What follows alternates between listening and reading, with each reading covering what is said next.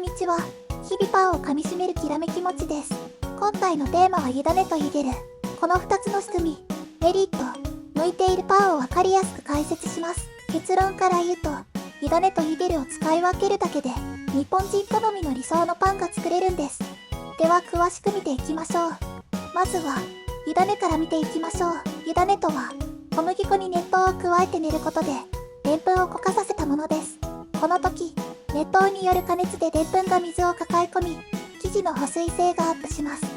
これにより、焼き上がったパンがしっとりふんわりし、乾燥しにくくなります。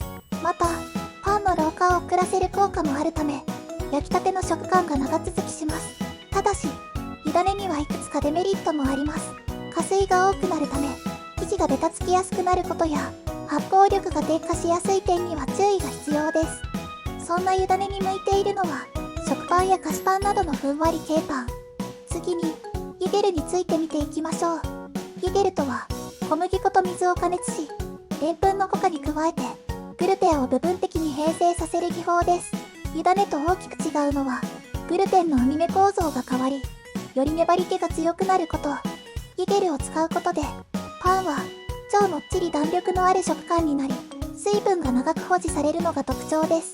ただし、ゆでるには膨らみにくい、生地が扱いにくいというデメリットもあります。そのため、もっちり食感を生かしたいパンに向いています。例えば、食パンのしっとり感を長持ちさせたい時や、ベーグルの弾力をアップしたい時に最適です。実際にパン作りで委ねやゆでるを使う時、どれくらいの割合で加えればいいのでしょう。基本的な目安は、ご覧の通りです。委ねは加水が多くなりやすいので、水分量の調整がポイント。ゆでるは粘りが強いため、少なめにするのがおすすめです。次に、委ねの作り方を見てみましょう。強力粉に熱湯を加えて手早く混ぜ、冷蔵庫で寝かせるだけ、低温熟成させることで、より保水性が高まり、パンがしっとり仕上がります。ゆでるを作るのには鍋を使う方法もありますが、今回は電子レンジのお手軽バージョンをご紹介します。600W で30秒ずつ加熱し混ぜるのを繰り返せば、簡単にゆでるが完成します。とろっとした状態になるまで加熱し、粗熱を取ってから保存します。ぜひ試してみてください。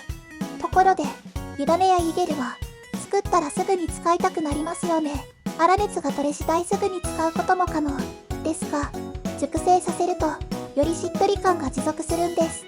冷蔵庫で寝かせることで、水分がより安定し、保水性が向上。さらに、パン生地に均一に馴染みやすくなります。というわけで、最低でも30分は冷やした方がよく、できれば4時間以上寝かせるとベストとなります。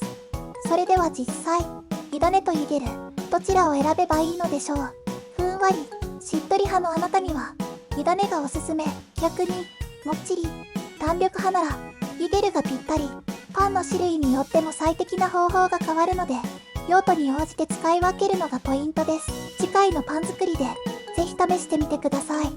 皆さんはどっち派ですか？コメントで教えてください。